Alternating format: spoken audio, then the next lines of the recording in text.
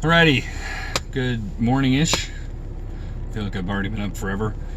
It is Monday, May 27th, 2019. And last morning's book was Selling 101 by Zig Ziglar. I've read this before, and this actually has nothing to do with you being in sales. If you are in sales, it's an incredibly helpful book, but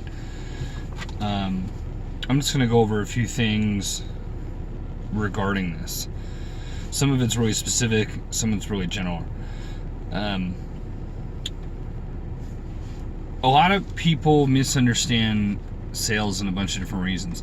They think it's conviction or persuading someone into something, and it's really asking for this.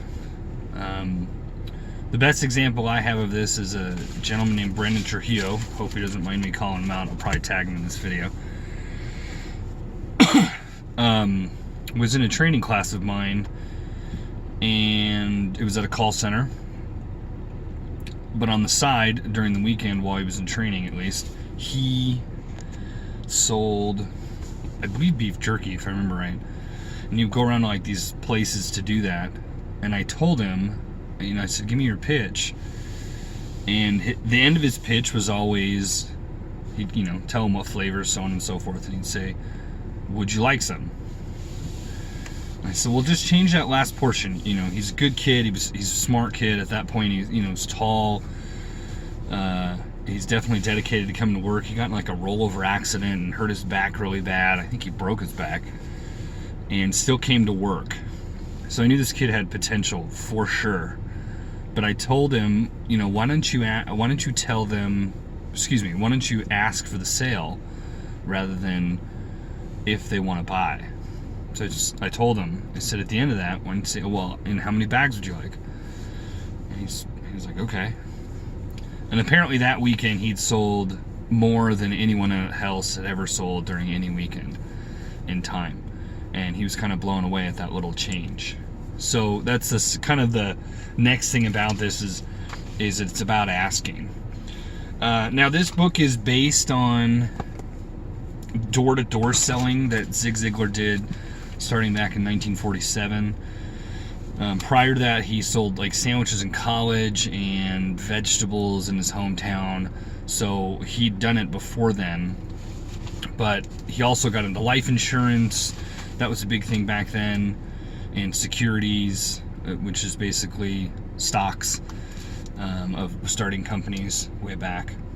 So that's the foundation. So it still applies today, but door-to-door sales is much less common, far less common. You still see it, but it's less common.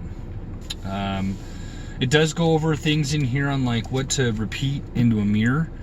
So it's sort of self-talk on getting comfortable with what you're saying, because when you start asking for sale, when you start a pitch in which you realize what you're doing, but the comfort is strange, you almost feel like you're painting this person into a corner.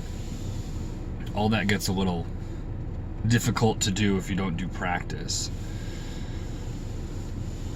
And then it goes over a bunch of things regarding like, it's, not many people are afforded the opportunity to be like a problem solver in their daily life. Salespeople normally do.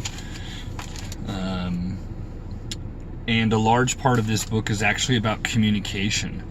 So it's about communicating with your potential prospect or client in that instance. So it's asking proper questions, gaining information, being a good listener.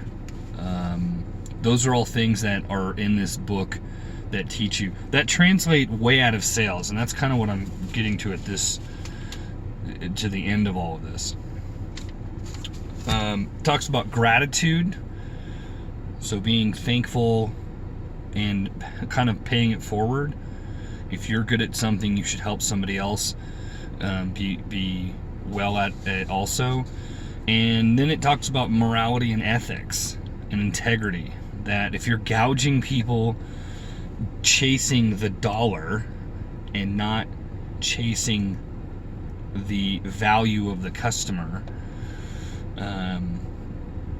then you'll learn a very rude lesson in the future. It gives a story in there. Hey, did anyone ever sell it was a product over X amount of dollars? Everybody's like, no, it's crazy. Guy comes back with a check that's bigger than anyone's ever seen for that sort of job.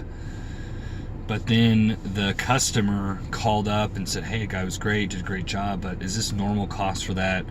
The boss goes out with the new salesman, says, hey, look, looks like we accidentally overcharged you. And he said, we as a company, he didn't out the salesman. So this also shows like a management perspective on how you should be better in that. And they ended up getting a bigger sale. So the reason why I bring this book into play, now that I actually have some time to talk about it, is sales is everything. People think that you have to have an actual product and transaction for money for sales. Sales is every time you go into a job interview, when you're dating, all that is a sales pitch of some kind. Now, I'm not after, hey, sell yourself on false promises in order to get what you want. That's not what I'm saying. What I am saying is you want to sell yourself under the integrity and the ethical guideline that you practice in order to gain the person's trust and gain potentially what you can exchange to each other. If you're in an interview and you don't qualify for the job, sell your stuff that does.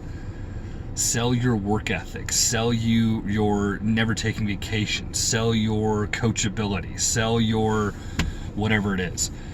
Because you're always going to be learning, especially in a place of employment. You're always going to be learning that. And the best part about learning the sales sort of mindset and projection of this is you can do anything. Doesn't matter what it is. And you potentially can always, if it's money or commerce that you're after, you potentially always do that. You'll never run out of a client. You'll never run out of an opportunity. It will never happen. So this is kind of the zoomed out broad version that I wanted to bring. I'm not trying to force you to get into sales. It's actually one of the most difficult, especially now. There's a lot of rejection. There's a lot of, door slam in your face, more or less, or phone calls, or being hung up on you, or lack of staying connected to anything. All that is thrown in your face. But sales is everywhere. I would totally recommend this, just because it helps you face all those, and it helps with your guideline on how you should follow in order to help achieve the next thing. But with that being said, I really hope that you guys all get into this book. This one's really cool too. I don't have the next one out, but what's the next one? I think it's The Seasons, if I remember right. I don't have it in my list here. I believe the next one's The Seasons by Jim Rohn. Okay, here it is. It is...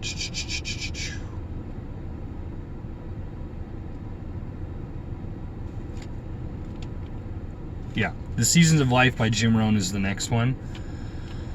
That one we'll read over the next few days. So today's Monday, so it'll be done by Wednesday. I'll be reviewing that and kind of going over that. If that has anything to do with like his speech, which I believe it does, super cool.